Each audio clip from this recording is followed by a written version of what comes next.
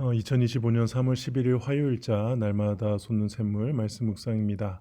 사명을 위해 기꺼이 고난을 선택하라 라는 제목의 말씀으로 마가복음 9장 2절에서 13절 함께 묵상해 보겠습니다. 엿새 후에 예수께서 베드로와 야고보와 요한을 데리시고 따로 높은 산에 올라가셨더니 그들 앞에서 변형되사 그 옷이 광채가 나며 세상에서 빨래하는 자가 그렇게 희게할 수 없을 만큼 매우 희어졌더라. 이에 엘리야가 모세와 함께 그들에게 나타나 예수와 더불어 말하거늘 베드로가 예수께 고하되 랍비여 우리가 여기 있는 것이 좋사오니 우리가 초막셋을 짓되 하나는 주를 위하여 하나는 모세를 위하여 하나는 엘리야를 위하여 하사이다 하니 이는 그들이 몹시 무서워하므로 그가 무슨 말을 할지 알지 못함이더라. 마침 구름이 와서 그들을 덮으며 구름 속에서 소리가 나되 이는 내 사랑하는 아들이니 너희는 그의 말을 들으라 하는지라.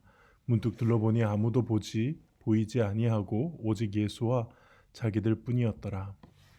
그들이 산에서 내려올 때에 예수께서 경고하시되 인자가 죽은 자 가운데서 살아날 때까지는 본 것을 아무에게도 이르지 말라 하시니 그들이 이 말씀을 마음에 두며 서로 문의하되 죽은 자 가운데서 살아나는 것이 무엇일까 하고 이에 예수께 묻자와 이르되 어찌하여 서기관들이 엘리야가 먼저 와야 하리라 하나이까.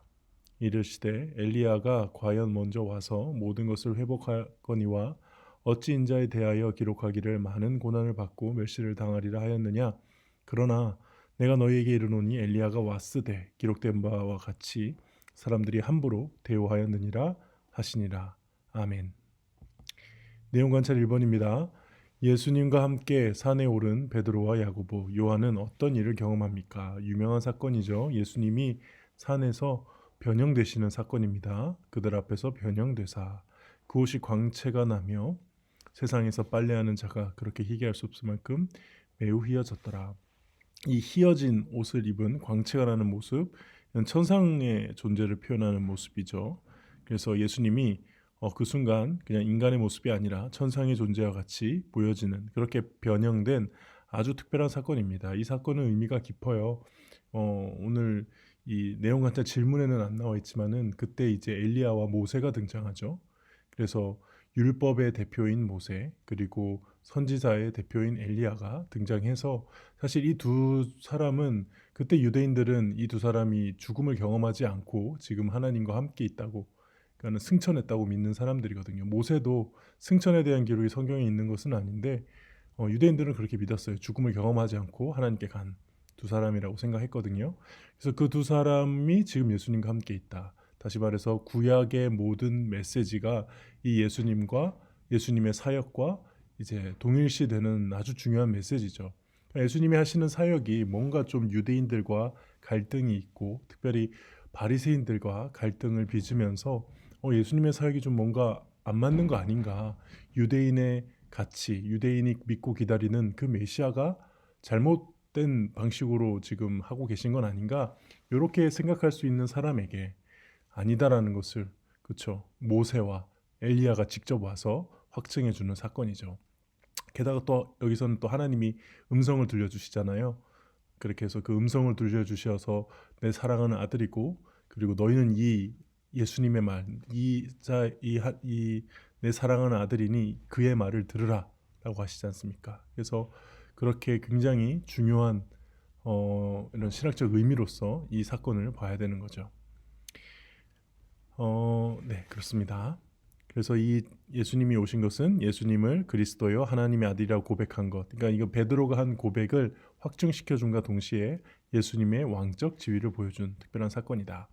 그래서 계시록에 보면은 촛대 사이에 인자 같으니 이거는 예수님이죠. 발에 걸리는 옷을 입고 가슴에 금띠를 띠고 그의 머리와 털의 희기가 양털 같고 이게 양털처럼 하얗다가 아니라 눈부시게 하얀 거죠. 눈 같으며 그의 눈은 불꽃 같고라는 장면이 등장하죠. 그래서 이런 하얀색 옷 그리고 빛나는 하얀색 이거는 천상에 있는 존재를 묘사한 거다. 예수님이 그런 모습으로 변화되었다. 이것을 베드로와 야고보와 요한이 경험했습니다. 내용 관찰 2번입니다. 베드로는 예수님께서 변모하시는 모습을 보고 무엇을 요청합니까? 이제 초막셋을 짓겠다고 합니다. 그래서 하나는 주를 위하여, 모세를 위하여, 엘리야를 위하여.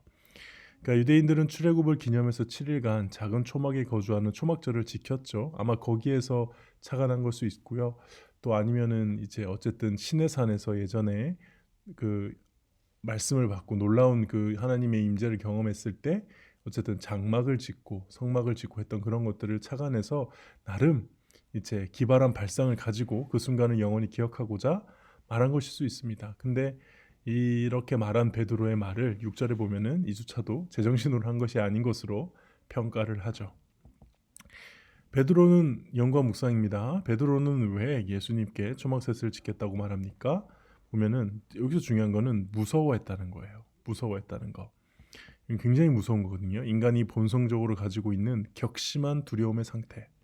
그러니까는 이 두려움은 뭘 보여주냐면 지금 하나님 앞에서 겪게 되는 아주 자연스러운 죄인인 하나님이 거룩하신 창조주이신 전능하신 하나님 앞에 서게 되면 나타나는 아주 자연스러운 현상이라는 거예요. 이 자연스러운 두려움이 일어났다. 그러므로 지금 이 예수님의 변화는 그만큼 신적인 권위, 하나님의 권위로 나타난 변화였다는 것을 보여주고, 그래서 무슨 말을 할지 알지 못함이더라. 그러니까 자기가 그런 초막 짓겠다는 말을 해놓고도 자기가 그걸 왜 그렇게 말했는지 모르겠어요. 순간 기지를 바라서 말했던지 뭐 어떻게든 말했겠죠. 자기 나름의 성경 지식을 동원해서. 근데 그 말은 결과적으로 적절하지 못했다. 이것을 인정해 주는 겁니다. 특히 이 마가복음에 있는 것은, 이 문장은, 마가복음은 베드로의 그 번역 그 통역가이자 옆에서 도왔던 제자잖아요. 마가 요한. 그래서 그 마가가 아마 베드로로부터 직접 들은 말이었던 것 같아요. 그때 내가 너무 무서워서 무슨 말인지도 모르고 한 말이었어 그게. 이렇게 알려준 거겠죠. 느낀 점입니다. 메시아의 사명을 위해 고난을 기꺼이 받아들이신 예수님과 달리 잠시의 편안함에 안주하려던 이 베드로의 모습을 보면서 무엇을 느낍니까? 우리가 신앙생활을 하게 되면은 때론 특별한 체험이나 경험으로 인해 감정적으로 고조될 때가 있습니다. 그때는 이제 흥분과 기쁨을 감추지 못하고 앞으로 뭐 어떤 것들이라도 다 해낼 수 있을 것 같은 그런 자신감과 용기, 그게 막 믿음이 충만해지는 것 같죠.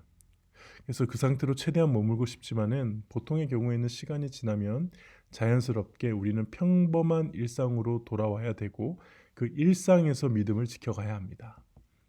베드로는 그래서 어떻게 보면은 이 순간을 경험하고 더 말씀을 묵상해야 되지 않았을까. 오늘 본문에도 뒤에 보면은 예수님이 이사야서 말씀을 통해 메시아를 다시 묵상하게끔 해주거든요. 예수님이 왜 그렇게 변하셨는지, 또 왜 하필 엘리야와 모세가 거기 있었는지, 막 내가 생각했던 예수의 메시아 되심이 옳은 것인지 혹은 잘못된 것은 아닌지 말씀을 통해, 성경을 통해, 하나님의 말씀을 통해 다시 한번 그 사항을 제대로 바라볼 수 있어야 했습니다.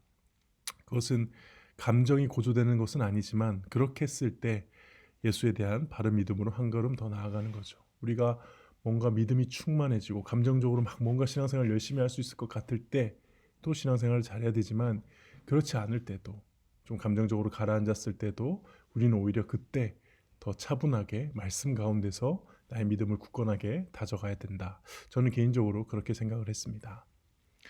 결단과 적용입니다. 주님이 주실 영광만 바라고 어려운 상황이나 사역을 피했던 적은 언제입니까?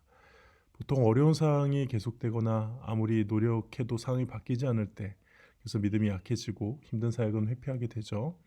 그리고 감정적으로 고조되었던 것이 막 이제는 가라앉고 차가운 현실로 돌아가야 될 때, 예전에 막 수련해서 막 모든 것을 다 이제는 다른 삶을 살겠다 그러고 왔는데 현실에 이제 학교 가야 되고 학원 가야 되면은 막 다시 돌아왔던 그런 현실적인 신앙을 했던 적이 기억이 나는데요. 그럴 때가 보통 그런 모습을 가질 때입니다. 십자가의 사랑을 기억하며 어려운 일을 당해도 감사하며 살아가기 위해 무엇을 실천하겠습니까? 저는 개인적으로 십자가를 묵상하면 감사하지 않을 수가 없다고 생각합니다. 정말 신앙이 있는 사람이라면요. 십자가에서 죽으신 그 예수님이 머릿속을 떠올리는데 어떻게 감사가 없을 수 있겠습니까? 신앙생활 그렇게 할 수는 없죠. 오히려 이제 문제는 뭐냐? 그 묵상하는 자리, 그 시간 대신에 내 눈과 귀를 즐겁게 하는 세상의 재밌는 것들이 자리를 잡을 때 그런 게 문제가 되는 것 같습니다. 네, 오늘 묵상 여기까지입니다. 기도하겠습니다. 하나님 아버지 감사합니다. 오늘 말씀을 통해서 우리의 신앙이 언제나 뜨거운 체험이 있을 때도, 또 차가운 현실 속에서도 일정하게 주님을 바라보고 언제나 주님 앞에 말씀으로 단련되어야 됨을 다시 한번 보게 하시니 감사합니다. 주님, 저의 연약함과 부족함 주님께서 잘 아시는 줄 압니다. 주님 앞에서 다시 한번 말씀으로 주님의 길을 따라가고자 하오니 주여 은혜 내려 주시옵소서. 예수님의 이름으로 기도합니다. 아멘.